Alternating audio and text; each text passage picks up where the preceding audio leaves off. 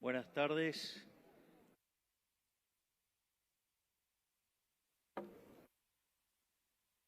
Si bien, digamos, vengo en carácter de presidente, dado lo intenso que está el debate sobre si hay atraso cambiario, no puedo dejar de ser economista. Así es que me parece relevante tener este debate porque desde mi punto de vista, sacando raras excepciones, desde mi punto de vista, lo que están diciendo la mayoría de los analistas está mal. Por ende, lo que voy a hacer es mostrar por qué lo que dicen está mal. Lo que pasa es que yo lo llamé el dilema de las salvedades, porque la verdad es que si no se hacen las salvedades, en rigor son unos chantas, pero si las hacen, ¿para qué hacen este análisis si está mal? Esto es bastante complicado y el tema es que unos cuantos han currado durante muchos años con estos análisis berretas y entonces ahora, digamos, necesitan justificar o, digamos, a raíz de todos los errores que cometieron en diciembre, enero, y como le erraron, en lugar de aceptar que le erraron, entonces quieren forzar la realidad para clavar sus culpas. Entonces lo que yo propongo es un debate más serio, un debate intelectualmente honesto y plantear esto. Es decir, lo primero, y que me parece mucho más grave, es si yo voy a definir atraso, quiere decir que para definir atraso estoy comparando contra algo. Eso quiere decir que yo tengo que conocer el vector de precios de equilibrio de la economía. Eso significa que, dado que es una economía abierta, necesito conocer las preferencias de todos los agentes de la economía sobre todos los bienes de la economía, las dotaciones y la tecnología, pero no solo para la economía argentina, sino para el mundo también. Es decir, el pobre Hayek en este momento se estaría retorciendo en su tumba. No podría creer, digamos, el nivel de fatal arrogancia que tenemos en creer que podemos hacer esa cuenta. Es decir, a veces los modelos matemáticos son buenos para entender cómo funcionan las cosas, pero, digamos, de ahí a creérsela, de que venga y alguien me traiga ese vector de precios. Digamos, a ver si estamos hablando con alguien serio o estamos hablando con un chanta. Digamos, vendría bien que lean un poco a Hayek.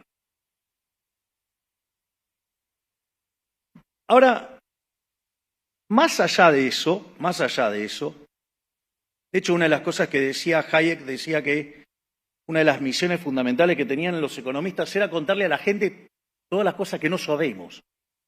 Es decir, acá estamos pretendiendo crear cosas que no tenemos ni la más pálida idea. Porque si yo le pido a cada uno de ustedes que definan sus preferencias, les puedo asegurar que, los veo complicados, digamos, definiendo los axiomas y esas cosas. En ese sentido, ahora, me voy a meter con la metodología. Entonces, el tipo de cambio real, que es en el fondo, el tipo de cambio por el nivel de precio internacional sobre el precio local, con lo cual ustedes van mirando la DEVA, la inflación internacional y la local, y con eso ven si el tipo de cambio se aprecia o no. Entonces, una de las cosas que hacen es tomar un tipo de, supongamos que lo quieren hacer más seriamente, entonces toman toda la serie, desde nació Argentina, si ustedes quieren, y hacen ese promedio. Y el primer punto es definir el intervalo de la serie. Una es, bueno, decir, ¿de dónde arrancó? Ok. Ahora, el problema es que cuando ustedes están trabajando con un promedio, la realidad es que si esa serie tiene mucha volatilidad, el promedio no sirve de nada. Y si hay algo que caracteriza a Argentina es que justamente tiene mucha volatilidad. Y no es lo mismo el tipo de cambio real en los momentos de las crisis, donde digamos, o sea, la moneda se deprecia muy fuertemente, o en los momentos donde hay confianza, donde se aprecia muy fuertemente. Y Argentina tiene todas esas características de volatilidad. Por lo tanto, tomar una medida promedio con ese nivel de volatilidad en la variable, no sé, digamos, implica un calificativo poco elegante. Ahora, otros, digamos, es más, en otros casos además cortan la serie. Entonces la pregunta es, ¿por qué la cortás a partir de este año y no a partir del otro? O algunos lo hacen de otra manera, directamente consideran, ¿sí?, que en algún momento el tipo de cambio real estaba en equilibrio y supongamos que, digamos, o sea, vino el uno, le dijo, es este, y entonces, digamos, lo tomaron. Digamos, o sea, son como una suerte de los Moisés de la economía, digamos, si le dio la info, le dijo, es este. Entonces, supongamos que le pasó alguna vez y después soy yo. Bueno. Ahora, supongamos que efectivamente le da ese número y saben ese número por algún misterio divino. Ustedes se dan cuenta que si toman ese tipo de cambio de referencia de ese momento, implica que ustedes hacia adelante están extrapolando las mismas condiciones de oferta y de demanda de cada uno de los bienes de la economía. Y yo les hago una pregunta. Si yo les diera el mejor teléfono celular de hace 10 años, ¿qué harían hoy con ese celular? No lo usan ni siquiera para desecho. ¿Se imaginan los primeros que eran como unos ladrillos? ¿Se acuerdan? Digamos, esos ladrillos. O sea, se dan cuenta que esa extrapolación no tiene ningún sentido. Es decir, cambió la población, cambiaron las preferencias, cambiaron los bienes, cambió la tecnología, con lo cual es una extrapolación absolutamente idiota. Sí, con lo cual, y además, ustedes, de vuelta, y si lo quisieran hacer bien, necesitarían saber las preferencias, la tecnología, las dotaciones de los argentinos y del mundo, pero no solo ahora en términos estáticos, sino que además lo deberían conocer intertemporalmente, es decir, de acá hasta el fin de la historia de la humanidad. ¿No les parece que es un poquito arrogante creer que pueden hacer esa cuenta y definir alegremente, hay atraso? Digo solo para considerar lo que dice ese numerito cuando miran el numerito. Ahora, ¿eso quiere decir que como economistas no podemos decir nada? No quiere que no podemos decir nada. Podrían haber formas o mecanismos indirectos para creer que hay algún problema o hay algún desequilibrio. Es decir, entonces, uno lo que tendría que hacer es, bueno, ¿qué entiende la profesión por este tipo de cuestiones y bajo qué circunstancias uno podría creer que se podría estar dando un desequilibrio que va a derivar en que nos peguemos un tortazo? Digo, para ponerlo de manera elegante. Entonces, yo lo que voy a hacer es repasar dos modelos estándar y ver, digamos, cuáles podrían ser esos indicadores que muestren que hay un problema en el mercado de cambios o que hay un desequilibrio, que hay una situación que podría conducir a un estallido. El modelo, digamos, más convencional, más estándar, uno podría trabajar, con lo que es el modelo Mandel-Fleming y lo podría corregir para ponerle una curva de oferta, digamos, para que no dé, digamos, ese modelo tan tonto de solo ajuste de cantidades. Entonces, yo les traje las distintas variantes. Entonces, digo, por ejemplo, vamos a tomar el caso, no sé, de tipo de cambio fijo. Entonces, yo tengo tipo de cambio fijo, en el Mandel-Fleming, si aplico política monetaria expansiva, digo, eso lo que va a hacer es, en rigor, si el modelo es de ajuste de cantidades, el desequilibrio en la tasa, lo que me va a hacer es que se me vayan los capitales, que la contracara es que pierdo reservas. Por lo tanto, digamos, el desequilibrio, una de las cosas que uno debería estar apreciando, entonces, si tiene algún problema de desequilibrio macro, es estar perdiendo reservas internacionales. Si yo no me equivoco, el señor que está sentado ahí lleva comprado más de 16.000 millones.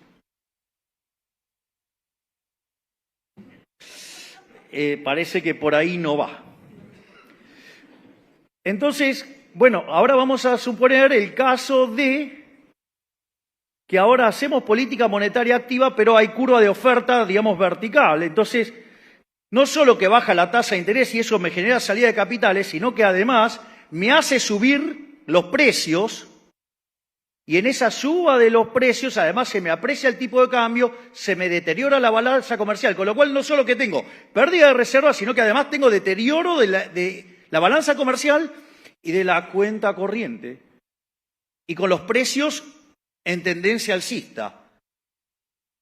Digo, no está pasando porque, digamos, estamos acumulando reservas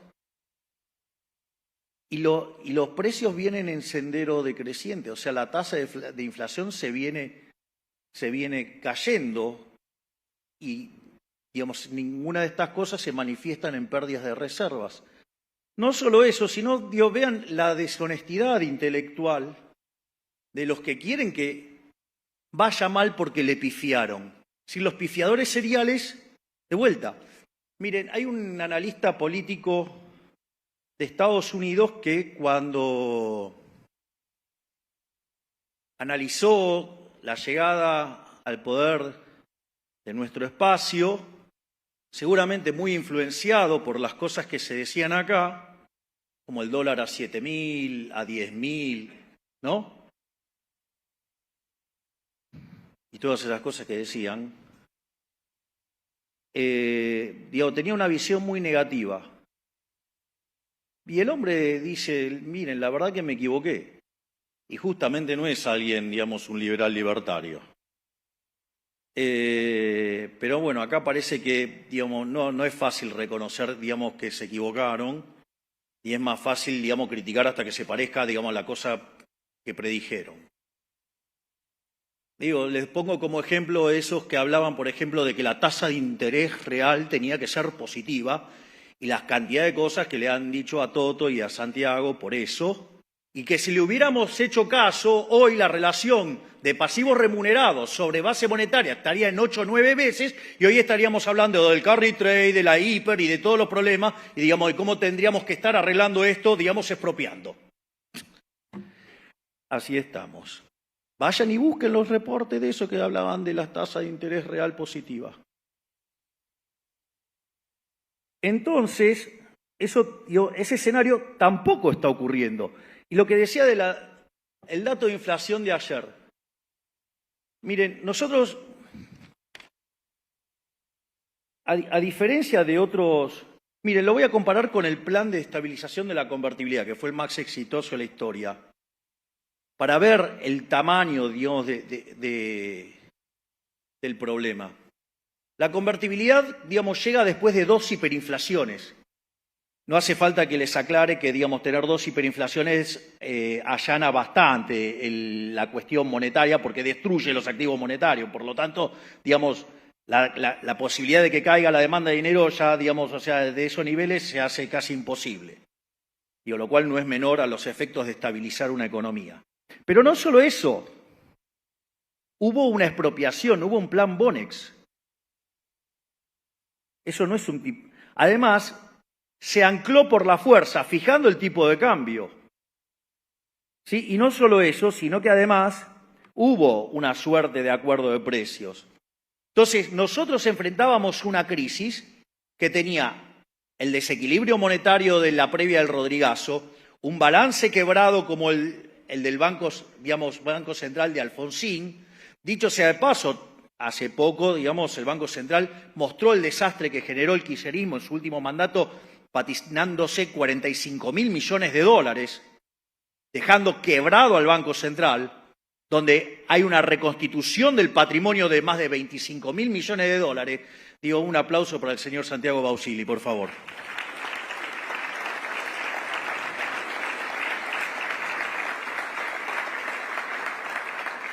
Y todo lo hicimos a mercado. Acá no hubo expropiación. Todo a mercado. Yo no tengo la culpa que no entiendan cómo funciona el problema del ancla nominal, el cual explicaré después. Entonces, y la realidad que nosotros estamos haciendo todo este proceso de estabilización, de desinflación, con corrección de precios relativos. Entonces, ¿por qué hablo de deshonestidad intelectual? Porque es cierto, la tasa de inflación ayer la conocimos, fue 8,8. Pero nosotros estamos recomponiendo precios relativos. No es que, no los estamos haciendo. Y cuando entonces ustedes miran la COR fue al 6,3. Cuando ustedes miran lo que está pasando con alimentos y bebidas, casi todos los indicadores están abajo del 3%. De hecho, la más común es, de hecho la de Fiel, dio 1,7. Es decir, que está ocurriendo. Lo que pasa es que los que le pifiaron, es más fácil decir que no hay plan de estabilización. La pregunta es, si no hay plan de estabilización, ¿qué creen? ¿Que baja de casualidad la inflación? Es verdaderamente insultante, para alguien que piense 2 minutos las cosas que están diciendo. Como verán, hoy vine un poquito más sangriento que lo de costumbre. Igual tengo más, aviso. Después, otro mecanismo es, utilizar la política fiscal activa. Es decir, entonces, en ese contexto yo estaría generando déficit fiscal, estaría haciendo subir la tasa de interés y eso haría que entren capitales, ¿sí? Y eso me aumentaría las reservas. Pero la realidad, que a nosotros la tasa de interés no la estamos subiendo. Nosotros, de hecho, la tasa efectiva cuando llegamos era de 250%. Hoy la tasa es del 40%. Por lo tanto, tampoco está funcionando de ese lado. Y si yo pongo el efecto de suba de precios que me causaría este movimiento fiscal, una de las cosas que yo tendría es que se me tendría que estar deteriorando fuertemente la balanza comercial, la cuenta corriente, y eso tendría que estar compensado, con lo que tiene que ver con la cuenta capital, y por lo tanto las reservas casi no se estarían moviendo, pero la contraparte de esto es que tendría un deterioro de las cuentas públicas y una suba del riesgo país. Y les guste o no, esos que decían que era imposible ajustar más que un punto del déficit en un año, nosotros hicimos un ajuste en el Tesoro de 7 puntos del PBI. Obvio, sí, en el medio de la crisis que agarramos, obvio no, y sobrereaccionamos un poquito, sí, obvio. Pero, eso hizo que alcanzáramos el equilibrio fiscal en el primer mes de gestión. Con lo cual, imagínense, ahora podemos empezar a relajar y devolver. ¿Por qué? Porque ya, sobrereaccionamos el equilibrio fiscal. Pero habían dicho que hacer un ajuste de 1 punto era imposible. Y nosotros ajustamos 7. Y en el Banco Central, que nadie contestaba, sobre cómo se corregía, ya bajamos de los 10 puntos del déficit, bajamos 7. Y con la nueva baja de tasa vamos a 8 de reducción. Por lo tanto, como verán, estamos haciendo un ajuste de 15 puntos del PBI. ¿Imposible? Nada. Lo estamos haciendo nosotros.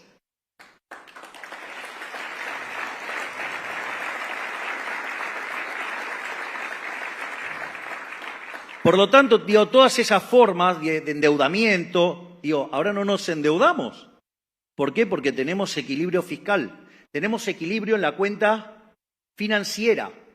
Eso significa que la deuda no sube. Si la deuda no sube, eso significa entonces que la relación deuda-producto no es creciente. Consecuentemente somos solventes. Y eso, digamos, el mercado se dio cuenta. El riesgo país de 2.900 cayó a 1.200. Los bonos que costaban $18 cuando ganamos, ahora cuestan 60.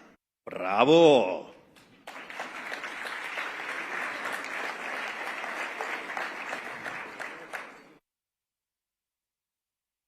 Ni que hablar que, digamos, si ustedes tienen un esquema de tipo de cambio fijo y quisieran hacer política monetaria activa y se le empiezan a subir los precios y se deterioran las condiciones externas, una de las consecuencias es que pongan controles de capitales. Entonces tendrían que ver una brecha creciente. Hola, brecha, ¿dónde estabas? Porque no te vemos. ¿No? Porque, digamos, o sea, la brecha cuando corrigen por impuesto país es 0. Por lo tanto, tampoco se ve desde ese lado, digamos, el problema. Obviamente que si ustedes, digamos, tuvieran tipo de cambio flexible, obviamente que eso, digamos, se corregiría, digamos, rápidamente sobre el tipo de cambio. Sí podrían poner un reparo en el caso de la política fiscal, porque básicamente ustedes estarían teniendo presión sobre los precios, se le deterioraría la balanza comercial y el día que se quedan sin financiamiento, ahí aparecería el problema. Pero de vuelta siempre está, digamos, pivoteando, digamos, lo que pasa con el riesgo país y si consiguen o no el financiamiento para hacerlo. Pero, digamos, ese podría ser un caso que, digamos, pero tampoco, no hay déficit fiscal, el riesgo país está cayendo y no estamos perdiendo reservas ni estamos necesitando el financiamiento de nadie. Ahora, yo, digamos, entiendo, digamos, uno me podría decir, bueno, este modelo no es un modelo de lo más elegante. Entonces voy a usar otro modelo, un poquito más divertido. Lo más divertido que el modelo que es más divertido los va a dejar más en ridículo a los ridículos. Esa es la parte más divertida de esto. Porque es tan obvio lo que voy a contar que la verdad que la próxima vez que les venga un economista y le diga que hay atraso cambiario se le va a tener que caer la cara de vergüenza. O por lo menos, si no escucho esta charla, a ustedes se le van a matar de la risa en la cara y sabe que le está robando la plata. Una forma, digamos, de ver el problema de si el tipo de cambio está atrasado o no, es hacer un modelo con transables y no transables. Entonces, el tipo de cambio real, si ustedes quieren, viene dado por el precio de los transables sobre el precio de los no transables.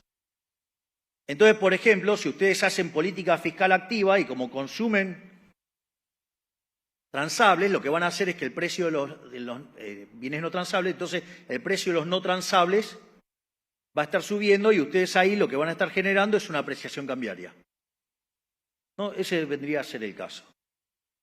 La realidad es que entonces la apreciación cambiaria tendría como consecuencia el déficit fiscal. Nosotros acabamos de escribir un ajuste que va a estar en torno a 15 puntos del PBI. Por lo tanto, no hay más Estado en la economía, hay mucho menos. Por lo tanto, en principio el modelo diría, che, no es por acá. Pero ahora lo voy a hacer todavía más gracioso, más ridículo. Voy a llevar bien al ridículo para que se den una idea de las ridiculeces que dicen otra familia de economistas, porque no puedo llamar herederos de Adam Smith, seguro que no. Digamos. Ahora voy a hacer más fácil. Supongamos que por algún motivo, no sé, viene un torpedo y revienta la mitad del sector no transable de la economía. Shock de oferta negativo sobre la oferta de los no transables de la economía. La respuesta natural, ¿cuál sería? Que el precio de los no transables suban o no. Según los cuadrados estos fanáticos de la devaluación, les diría que esto se corrige con una devaluación. Esto es una estupidez del tamaño de una casa. acabo de reventar la productividad del sector no transable. Si yo agarro y devalúo para corregir eso, lo que no va a pasar nunca es que tenga la asignación de recursos que me está marcando los precios. Los precios me están diciendo que los no transables están subiendo y tengo que mandar recursos a ese sector. Pero son tan fatalmente arrogantes que quieren tocar el tipo de cambio cuando no se dan cuenta que el problema no está en el tipo de cambio. El problema no está en el tipo de cambio, está en el que sufrí un shock de productividad. Se llama 20 años de populismo. Y si ustedes quieren tomarlo mejor, se llama 100 años de populismo.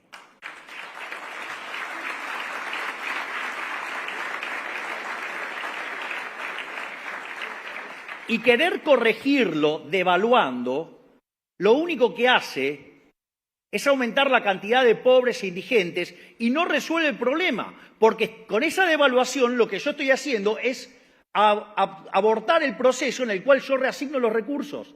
Es decir, yo, digamos, cuando yo limpio todo el sistema, sí, va a estar cara Argentina en dólares, pero no se corrige devaluando.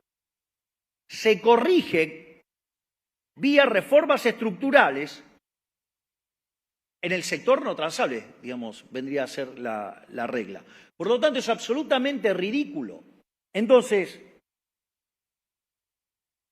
vamos a cada uno de los elementos. Entonces, un indicador, de que yo tengo un problema que desde la política económica estoy generando atraso cambiario, tendría que estar viendo déficit fiscal y creciente.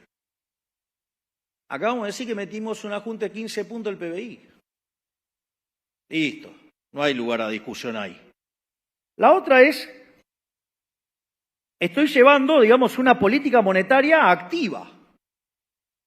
Entonces llevo una política monetaria activa, y estoy generando estos desequilibrios.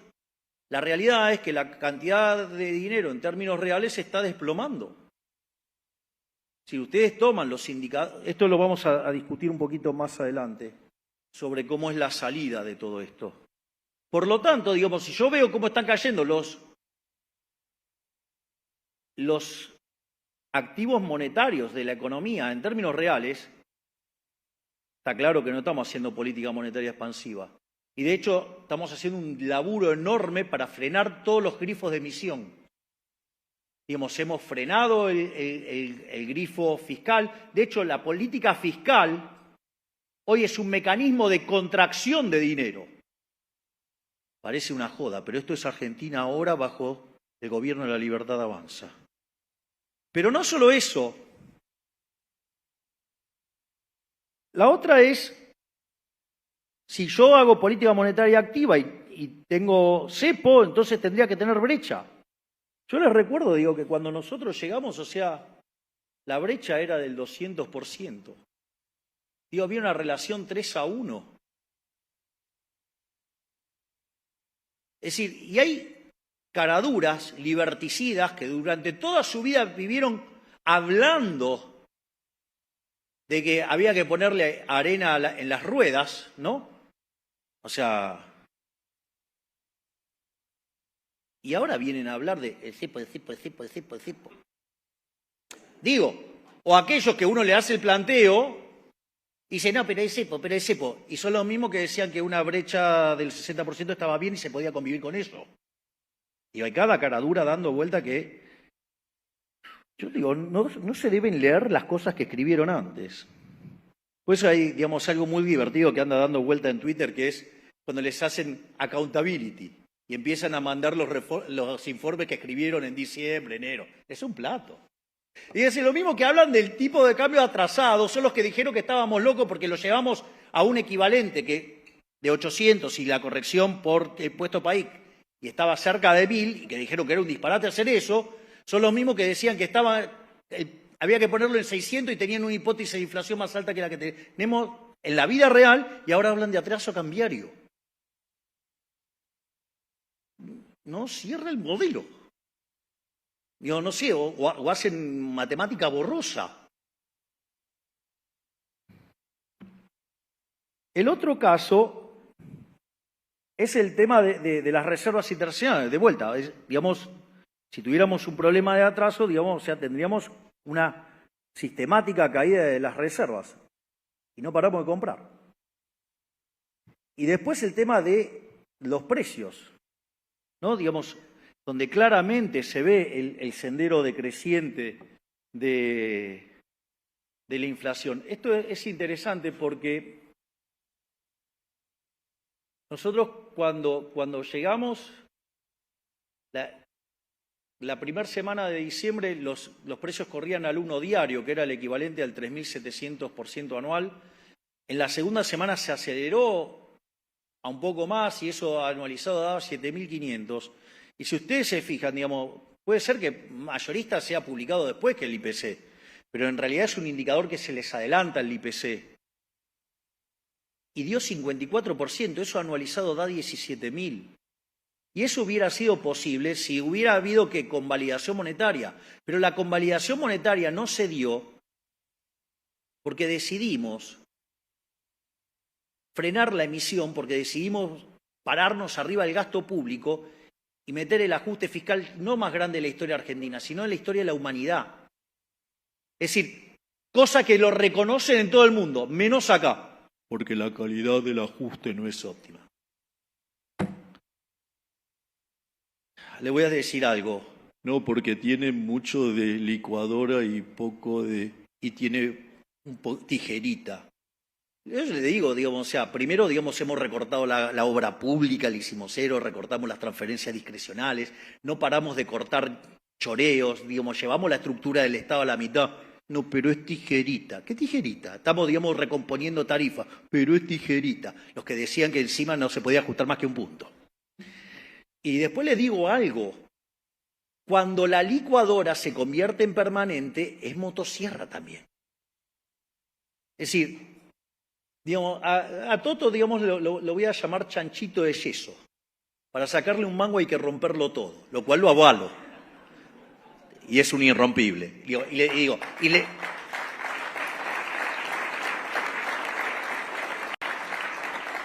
Y les voy a decir algo más.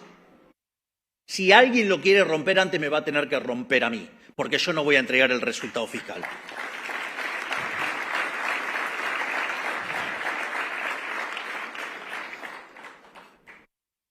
Entonces, de vuelta, gasto público decreciente, riesgo país decreciente, las tasas de interés en caída.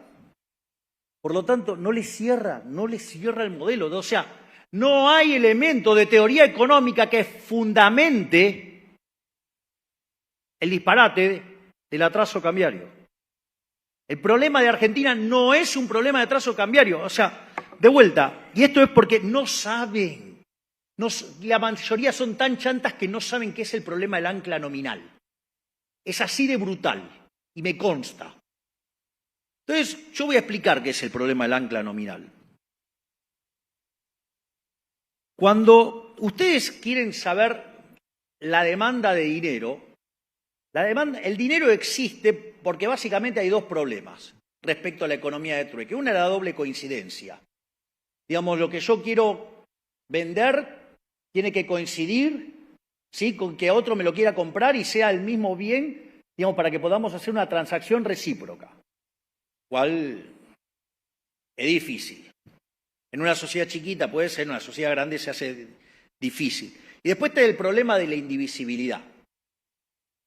Entonces, los seres humanos no se pusieron a llorar cuando pasó eso, agarró y lo arreglaron.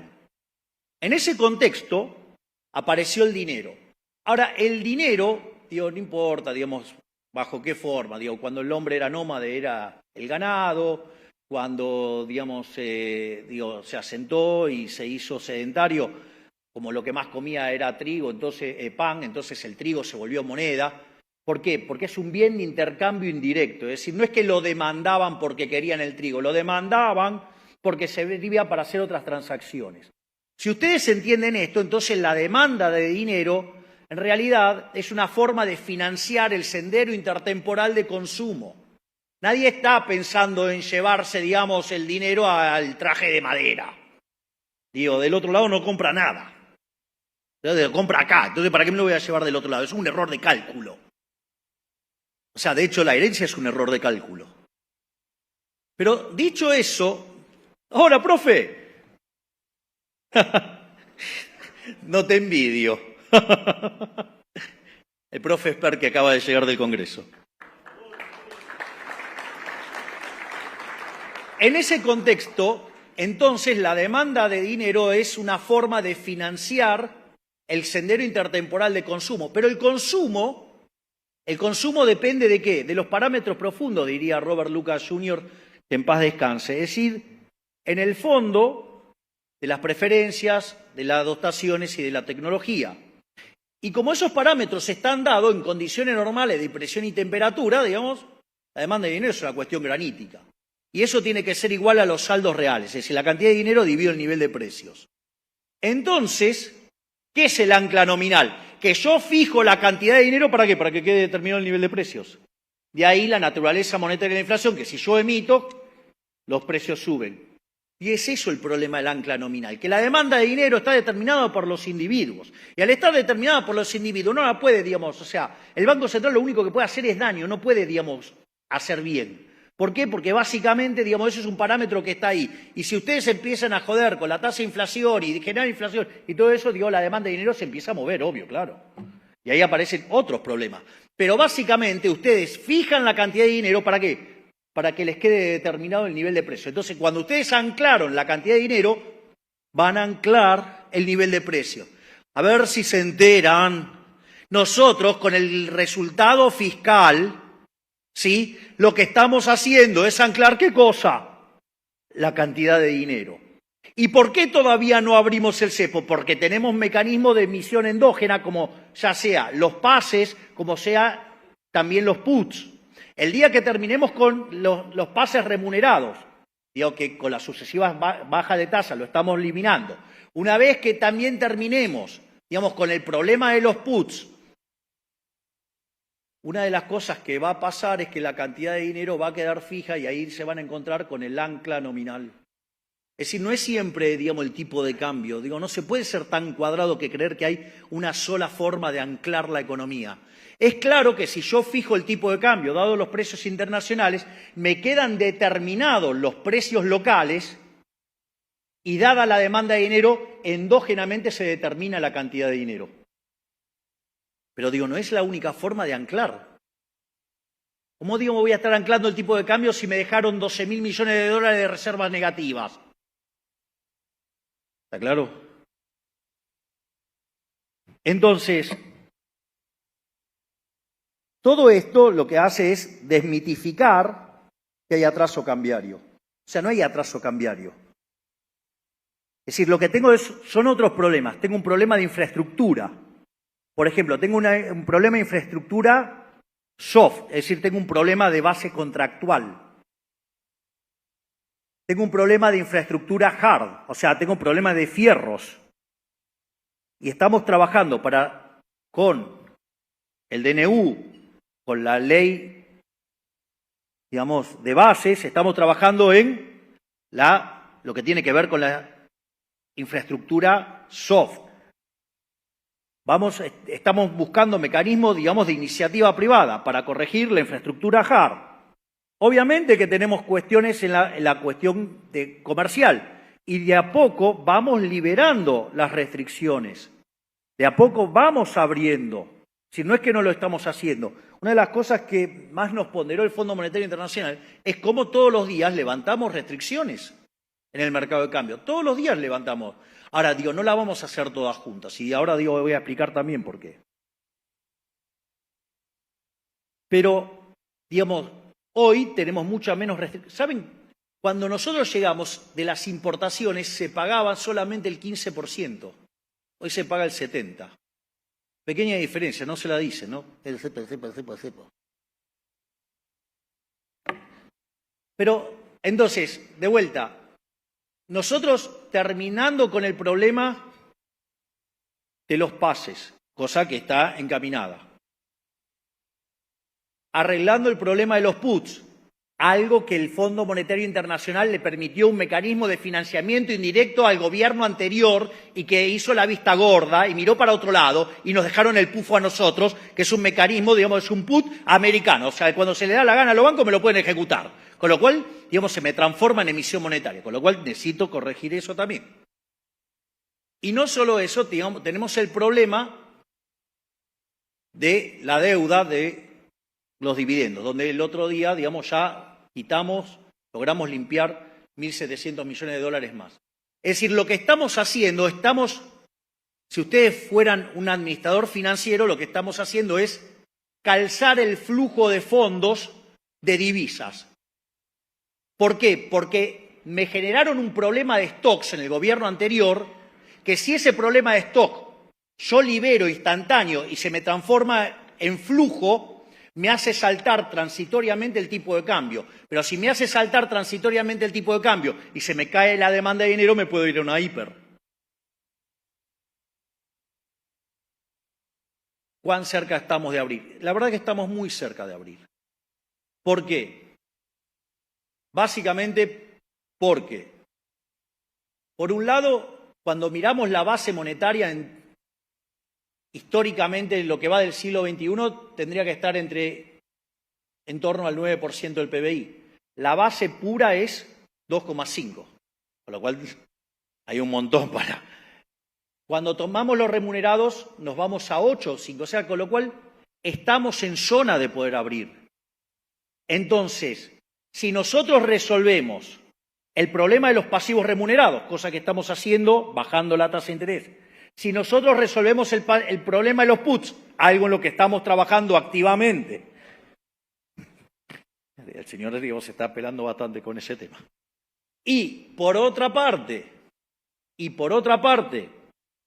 estamos arreglando el problema de los dividendos.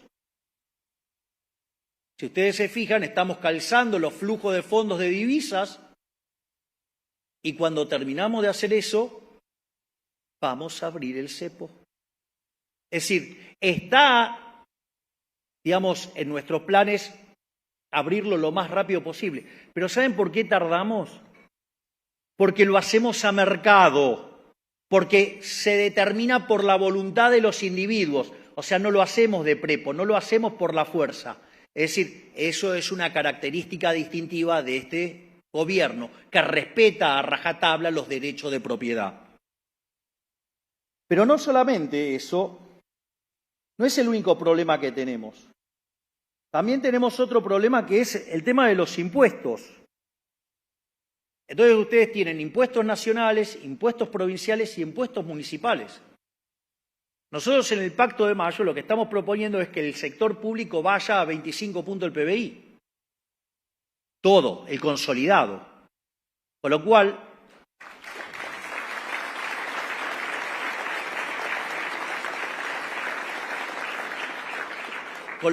la intención es bajar los impuestos. Y nosotros tenemos la intención de bajar los impuestos. Y le voy a mostrar dónde se demuestra que nosotros queremos bajar los impuestos. Primero, si lo miro a la Rothbard o a la Friedman, digo, cuando miro el tamaño del sector público, esa es la verdadera carga fiscal. Y con todo lo que hicimos de bajarlo, digamos, evidentemente, digamos, devolverle 15 puntos al sector privado, si en la transición cambiamos algún tipo de impuesto, es un tema de segundo orden, porque en el neto bajaron un montón. Pero dicho esto, vamos por los impuestos explícitos. Digamos, ¿cómo sería la dinámica? La dinámica sería primero eliminar el impuesto país, después las retenciones y después el impuesto a los débitos y créditos bancarios, por ejemplo. ¿Dónde ustedes pueden ver dónde está nuestra voluntad de querer bajar los impuestos? Que nunca los quisimos coparticipar. Porque si los coparticipamos no los bajamos nunca más. Entonces la mejor muestra de que los queremos bajar es que no los coparticipamos.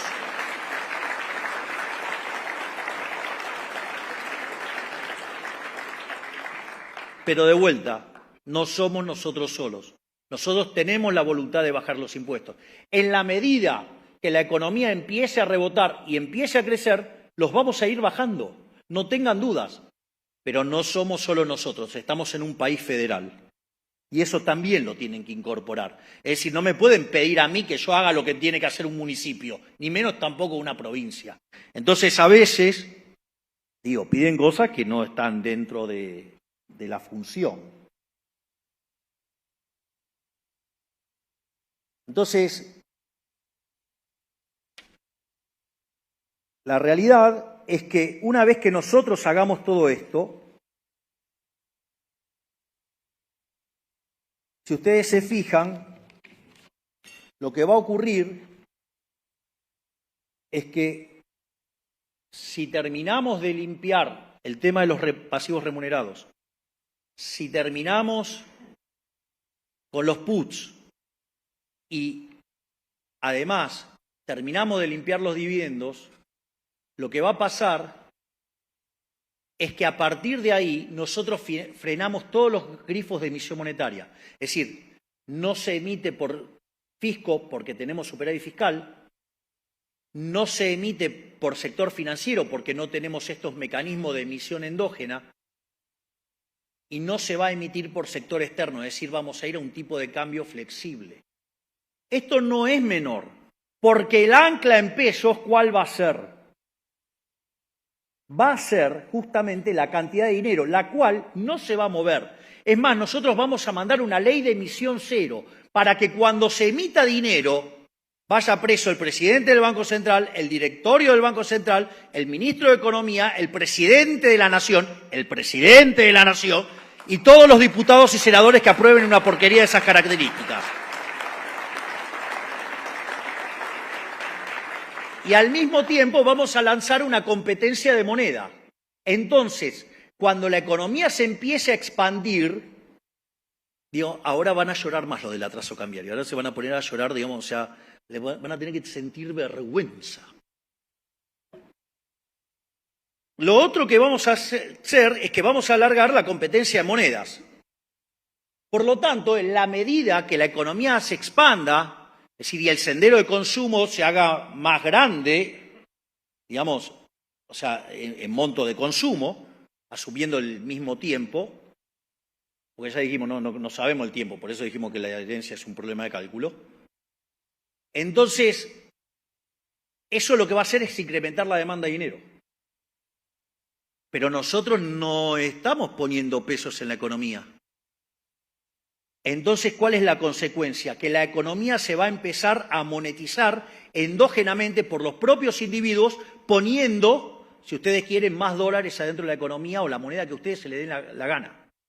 Por lo tanto, vamos a ir a un régimen donde el peso va a quedar fijo y ustedes van a elegir la moneda que ustedes quieran. Todas las monedas van a competir contra el peso. ¿Le gusta el tipo de cambio de la canasta de moneda? Bueno, en lugar que lo determine un burócrata, los ponderados, los va a determinar ustedes mismos con sus decisiones. Es decir, se acabó el problema de la apreciación cambiaria. Eso sí, el peso va a estar como una roca, porque no se mueve. Pero ustedes van a poder elegir en qué moneda van a hacer las transacciones. Y que en la medida que la economía se expanda, la cantidad de pesos relativamente va a ser más chica. Y cuando ustedes se den cuenta, va a ser tan chica la cantidad de pesos, que puedo dolarizar o la economía o cualquier esquema monetario de eso y eliminar el Banco Central. Y se terminó la posibilidad de que cualquier político ladrón de este país los vuelva a robar con el impuesto de dinero.